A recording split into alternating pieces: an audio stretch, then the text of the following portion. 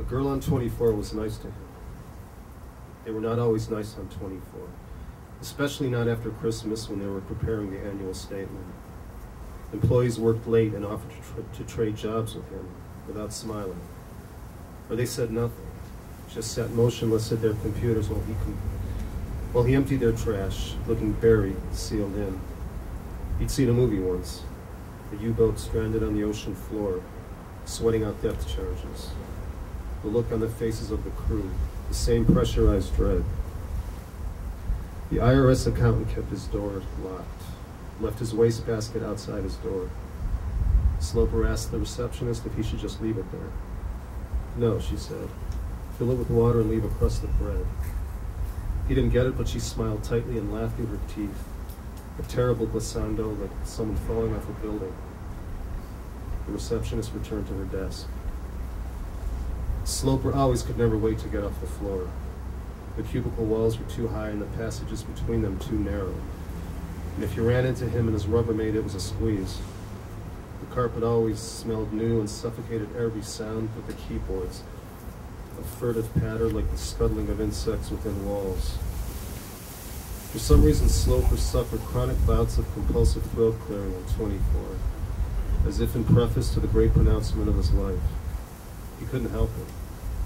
The fluid rattled in his throat until he felt compelled to say something to somebody, hello or excuse me, which he said once, one of those, to a guy who was busily typing at his keyboard, who turned and smiled and replied in kind, typing all the while, and then turned back to the screen and stopped, a look of puzzlement on his face turning to disbelief, and something worse, saying, I don't believe I did that, and then repeating it, or variations thereof, over and over, moaning like someone with something untreatable.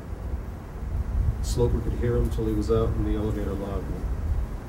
He wouldn't have taken it personally if the guy hadn't answered, or had grunted non-committally without looking up, as they sometimes did. The girl who was nice to him on 24 smiled and said hello. She told him how much she appreciated what he did. She had a regular voice and straight hair, but Sloper sometimes wondered a little bit about her. Maybe she was passing for something she wasn't. There was something in her blood that was darker than her skin. But of course he couldn't just ask. And he liked her thick, muscular calves and watching them walk away from him when he knelt before the lobby doors. She worked late often, even when the annual statement was done. She kept a pair of sneakers under her desk. When she left, she put on the sneakers and left her pumps under the desk. She'd go to the ladies' room carrying a magazine called The Progressive, sparsely illustrated. Sloper never knew what to say to her. There were too many words to choose from. His mind would arrive at good and cool, and his mouth would be unable to decide. It would come out, ghoul. So when she was gone, he jerked off in his shoes and cleaned them out with germicidal foam. You could use it on anything but woodwork.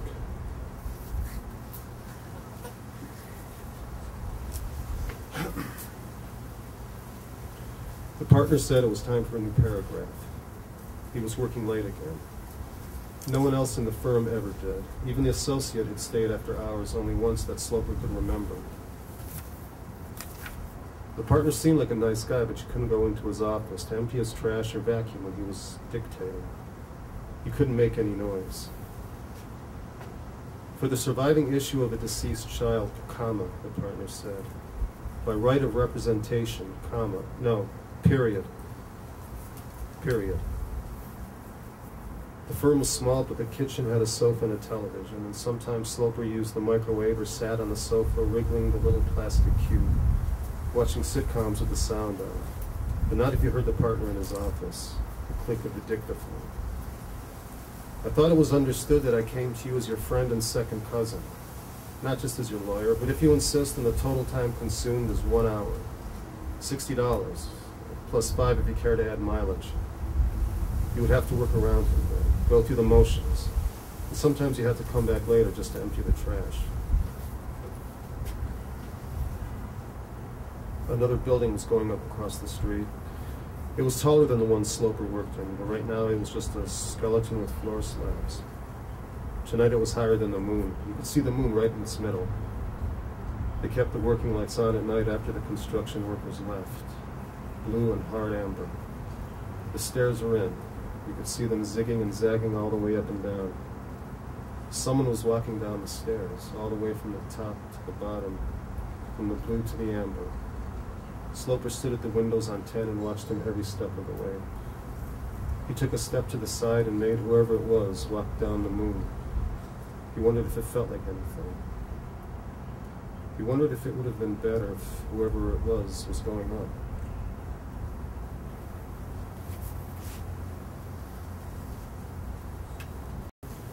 The elevators in the lobby wouldn't go to the top floor. You had to take a shuttle from the floor below, and you needed a key. Most of the employees had been there once, on the day of their orientation, and had never been back.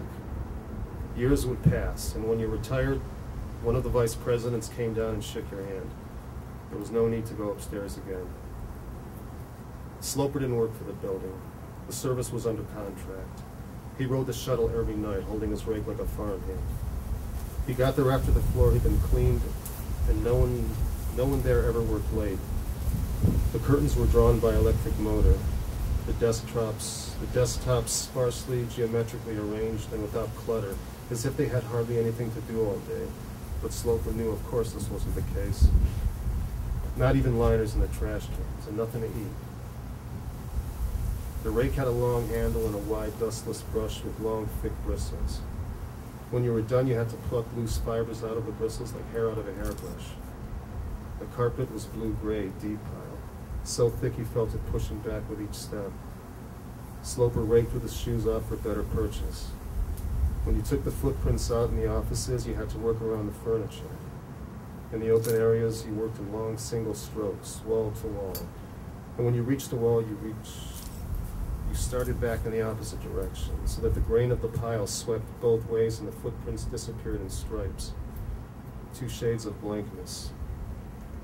The previous regime of executives, Sloper had heard, did not approve of stripes.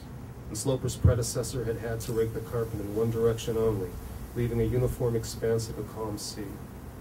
It would take 3 hours. And they'd had different taste in art, favoring the cold, modern stuff, incomprehensible except in that it was as ruthlessly symmetrical as the floor itself. With the new outfit, a more traditional sensibility presided, historical. Bare-chested Indian whipping a herd of wild horses over a jagged escarpment. Red man's gold, the sculptor declared. In the reception area, a bulky squaw tended a pot hanging from a rough tripod. A teepee rose behind her out of the snow. In the foreground, a frozen creek. A mountain man approached holding a rifle, leading his horse by the bridle. The frame, a rough-hewn rectangle of wood, chipped and scarred, that looked to have survived the era it now enclosed. The president preferred landscapes. It was bright. It was bright and peaceful up there. You heard only the movement of air from the convectors, an occasional fax, noise from the street. Sloper worked in sections, turning out lights as he went. Even the street sounds sounded different as the footprints vanished, ugly but pure. Somebody had to do it. You didn't have to rake the boardroom if it hadn't been used. The door would be locked to let you know, and you knew that inside the curtains were drawn, that the long table was covered with a black vinyl slipcover, that on the wall above a sideboard there hung 3 portraits, the founder, the first president, and the first chairman of the board, with their cravats, their timepieces and Burnsides, their antiquated expressions still hanging there in that dark. It was as high as Sloper could go. A short flight of stairs led from the fire exit up to a roof access door, but that was a key Sloper didn't have. Security did. And at night, on the 4th of July, the guards treated themselves to the fireworks over the river. I want to thank Johanna and Eugene for bringing this back from the dead, and thanks for coming. Thanks.